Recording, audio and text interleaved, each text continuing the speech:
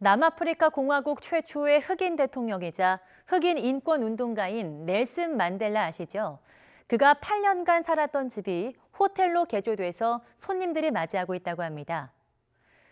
우리가 사는 집이 거꾸로 뒤집어진다면 어떨지 상상해 보신 적 있으신가요? 콜롬비아에서는 이러한 상상을 현실로 바꿔놓은 집이 있다고 합니다. 리투아니아에서는 보낸 지 51년 만에 수신자에게 도착한 편지가 있다고 합니다. 세상에서 가장 늦게 도착할 수밖에 없었던 사연이 무엇인지 확인해 보시죠. 이곳은 넬슨 만델라 전 대통령이 출소 직후 8년간 살았던 저택입니다. 클린턴 미 전 대통령, 슈퍼모델 나오미 캠벨도 다녀간 이곳이 호텔로 탈바꿈했다고 합니다. 소유권을 가진 넬슨 만델라 재단이 운영 자금을 마련하기 위해서 호텔로 개조했다고 하는데요. 요하네스버그 새로운 명소로 자리 잡았다고 합니다. 호텔 곳곳에 만델라의 삶을 엿볼 수 있는 사진과 소품이 전시되어 있는 이곳은 객실 9개, 최대 18명까지 수용 가능한데요. 하룻밤 숙박료는 $260에서 $1,000 정도 된다고 합니다.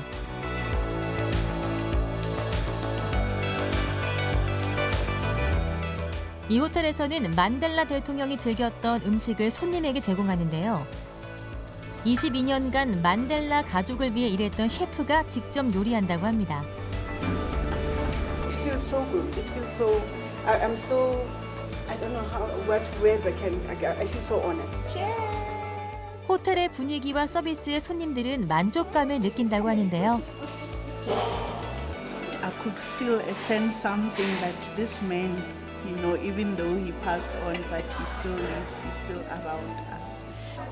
하지만 일부에서는 호텔 개조가 만델라의 삶과는 거리가 멀다는 비판적인 의견도 나오고 있다고 합니다.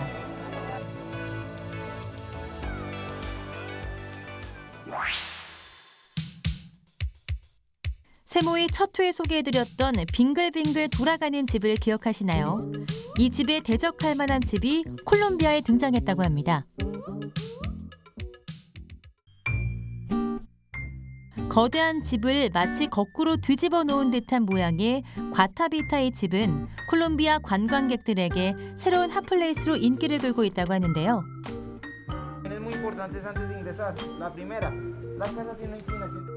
외관뿐 아니라 집 내부의 모든 가구도 다 거꾸로 배치돼 있습니다. 천장에 매달린 변기는 우스꽝스러운 사진을 찍기에 제격입니다. 찍은 후에 뒤집으면 기상천외한 포즈가 됩니다. 이번엔 변기 속으로 다이빙 중이네요. Oh, it's pretty cool right now so far, and it's interesting. So this will be a fun place to come with either your kids, your friends, your family. It's like I think it fits for all. It's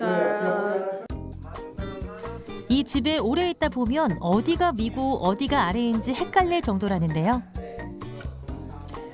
하지만 그만큼 재미있는 사진을 많이 찍을 수 있어서 SNS를 즐기는 젊은 사람들에게 더 큰 인기를 누리고 있다고 합니다. Claro, es muy importante. De hecho, pensamos que el turismo es el medio para activar la economía mundial, ya que venimos de un momento en donde nos encerramos por bastante tiempo y estamos buscando nuevos horizontes. Entonces, el turismo es un medio muy importante para ello. 오스트리아 건축가 프리츠 샬은 이 특별한 건물을 통해서 팬데믹 상황에서 사람들에게 휴식의 순간을 주고 싶었다고 합니다. Lo más complicado, todo era complicado, porque la gente no creía en esto. Cuando uno te cuenta, necesito una tina y la tina voy a colgar al techo, te dicen, bueno, hágalo. 들어가는 순간부터 나오기 전까지 웃음이 끊이질 않는 집. 이 집에선 누구나 행복해 보이는 것 같죠? 이곳은 리투아니아 수도 빌뉴스 외곽에 있는 옛 우체국입니다. 지난해 여름 이곳 우체국을 철거하던 중 환기구 부분에서 여러 통의 편지들이 쏟아졌다고 합니다. There was a door before, so we did demolishing the wall, and the bricks started to fall down from the top, and back by the bricks followed the letters. A lot of them. They were dirty. They were, you know, into small pieces. So we collected it, and construction workers asked us, "What do you want to do? Throw it away, which is the easiest part, or try to do something with it?" So we did. 50년이나 지난 편지들. 그러나 현장에 있던 사람들은 이 편지들을 버리지 않고 우체국에 주인을 찾아줄 것을 부탁했다고 하는데요. Mostly the people who received the letters nowadays, they were on one hand they were emotional because it's like, you know, a letter from 50 years ago. Like one lady said, it's like receiving a message in a bottle from the sea. So they were emotional. On the other hand, those who received an old letter that was for their father, let's say, they felt that, you know, they could find out more about what was their parents' daily life those days. So it's like a small historical moment, some small piece or small document of those days, how they lived, how they felt, what was important for them 50 years ago. 그 편지 중 하나가 바로 클로노브스카가 받은 펜팔 편지라고 합니다. 편지를 보낸 사람은 당시 클로노브스카와 비슷한 또래로 추정되는 폴란드 소녀라고 하는데요. A zdjęcie przyślę ci trochę później, bo daję sobie robić. Urząd zimną, rósł... 이미 60대가 된 클로노브스카는 펜팔 친구에 대한 기억이 없다고 합니다. Nustebau. Galvojau, čia kažkoks pokštas, kažkas juokauja. Būtų čia prieš balandžio 1, tai pagalvočiau, kad čia jau tikras pokštas. Bet kadangi paskambino kelis sykius, po to dar vėl skambino ir pasakė, kad gautas laiškas, nusakau, nu tai persiuskit man tokiu adresu, kur dabar gyvenu. Tai nepanorėjo, pradėjo taip jau labai gražiai, mandagiai kalbinėt, kad nori susitikti asmeniškai, kad tą laišką nori įteikti, kadangi jis praėjo didelį kelią. Ir paaiškino tą pačią versiją kaip ir pradžioj, kad buvo surastas rekonstruojant pastatą, kad ventiliacijos šachtoj surasta kažkur ir nori pristatyti, kad adresatų yra labai mažai, tų išlikusių gyvų ir kurie gali susitikti. 50여 년 전 편지를 받은 사람들.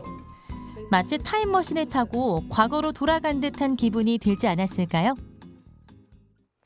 네, 미국에서 세계의 대결이 펼쳐진 현장으로 안내해드리겠습니다. 무려 토끼와 사람과의 대결이라고 하는데요.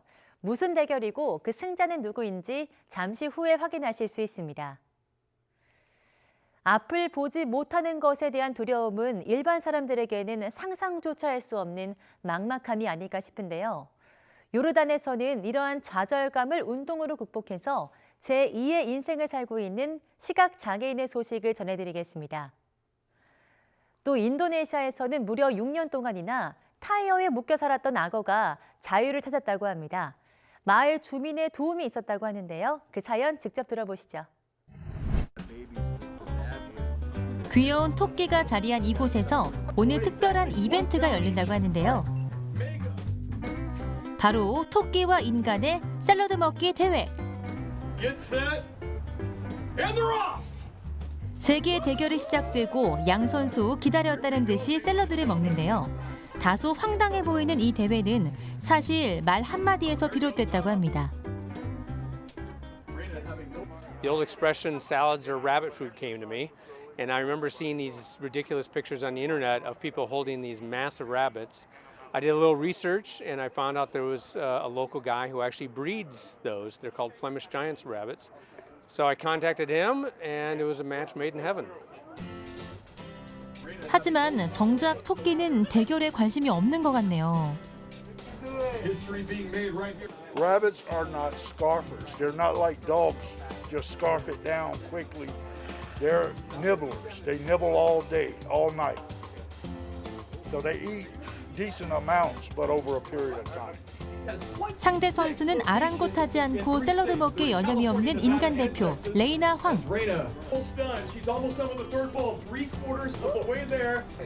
하지만 경쟁 상대인 토끼는 배고픔보다는 잠이 더 급한 것 같네요. 굴욕적인 패배에 직면한 토끼팀은 주최 측의 요청에서 대타 선수를 데려왔지만 역시 이 선수도 샐러드는 관심 바뀐 것 같죠?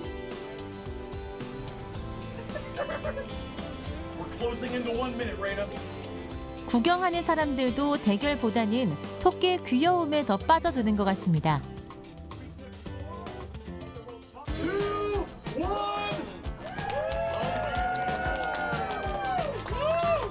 경기 결과는 안 봐도 누군지 알 것 같네요. It is official and unanimous. The winner of the human versus salad eating contest. Give it up for Reina Huang and humans everywhere. So salads are hard to chew. That's why it was hard for me to eat it really fast. So I had hot water with me to kind of help melt the vegetables, but either way, it was hard to kind of swallow without a lot of excessive chewing. In 10 minutes, I think I'd probably be able to eat a pound, maybe a pound and a half, but Reina did 3.5 pounds today, which is amazing. She's an amazing competitive eater. I was very surprised and I lost a bet on Honey. I really actually thought the bunny was going to win, and all my friends said, you know, Reina for sure. So I'm not disappointed. It was still a great show, but I did lose like $80. 토끼와 대결을 펼칠 레이나 황은 이 경기에서 무려 1.5kg의 샐러드를 10분 만에 해치웠다고 합니다. 아, 저는 보기만 해도 배가 부르네요. 운동장에서 달리며 몸을 풀고 있는 두 사람 중 한 사람이 제가 소개할 주인공인데요. 과연 누구일까요? 바로 박수 소리를 듣고 달리는 이 사람이 시각장애가 있는 요르단 선수 수아일 알 네샤시입니다. 그는 14살 때 잘못된 처방으로 시력을 잃기 시작했다고 합니다. هلا أنا أثناء ما فقدت بصري كان بالنسبة لي يعني ما بعرف من وين بدي أبدأ حياتي أو طريقي. فما كان عندي شيء اني اصلا املي فيه كل فراغي غير اني امارس تمارين رياضيه، وكنت ابني جسمي بطريقه كثير قويه وما بعرف ليش، ما كنت حاط ببالي ممكن اكون بطل. فلما تعرفت على اول نادي للمكفوفين وهناك قدرت اني ابدا اطور رياضتي اني اكون رياضي ومحترف وامارس الرياضه من خلال اللعب لنادي ولمنتخب وغيره. 암흑 속 희망을 잃은 네샤시에게 유일한 위안은 운동이었다고 합니다. الرياضة بالنسبة لي للأمانة أنا كثير بكون يعني عندي غضب كبير بقدر أفرغه من خلال الرياضة. قبل شهرين تقريبا فقدت والدي الله يرحمه، وبعد بأسبوع قدرت إني أشارك ببيروت ماراثون وأعمل مركز أول وعملته عن روحه الله يرحمه. 처음엔 다시 시력을 되찾을 수 있을 거란 희망을 가졌지만 38살이 돼서야 현실을 받아들이고 혼자 살아가는 법을 배우기 시작했다고 합니다. 수많은 고통의 시간을 이겨낸 네샤시는 현재 시각장애인을 위한 요르단 아라타 클럽을 대표하고 있으며 수많은 국제대회에서 우수한 성적으로 트로피를 거머쥐었다고 합니다. 네샤시는 자신을 통해 더 많은 사람들이 도전하는 용기를 가졌으면 한다고 하네요. 좋은 구경거리가 있기라도 한 걸까요? 바로 악어 때문에 모였다고 하는데요. 이 악어는 특별한 사연을 갖고 있다고 합니다. 5m가 넘는 이 바다 악어는 2016년부터 오토바이 폐타이어를 목에 낀 채 돌아다니는 모습이 목격됐다고 해요. 이에 주민 틸리가 대나무에 살아있는 닭과 오리를 묶어서 덫을 놓아 잡은 뒤 악어의 입을 묶고 타이어를 잘라냈다고 합니다. Tidak melawan mas karena tali sudah langsung kasih 5, langsung ikat depan, langsung kasih memang banyak tali, langsung pakai, saya langsung turun, tidak melawan. 소방관들과 야생동물 보호기관의 도움을 받아 악어를 야생으로 돌려보냈는데요. 악어야, 다시는 이런 일로 만나는 일 없도록 하자.